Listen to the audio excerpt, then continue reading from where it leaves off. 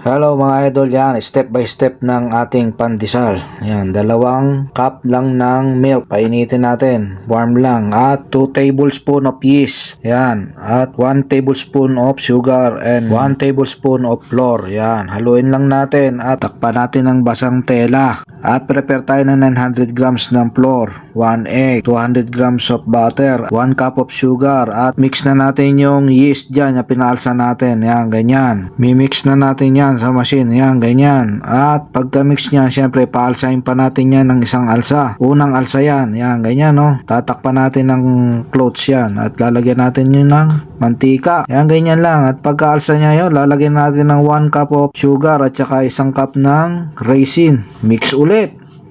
At pagka-mix yan, syempre, yun. Lalagyan na natin. Figure natin sa pangalawang alsa yan.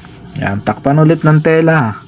At pagkatakpan niya, pa yan na. Hati-hatiin na natin yan sa 10 piraso o 8 piraso. At i-coated pa natin yan sa breadcrumbs. Yan, ganyan. At saka natin ipapile doon sa ating container. Yan, ganyan lang, oh.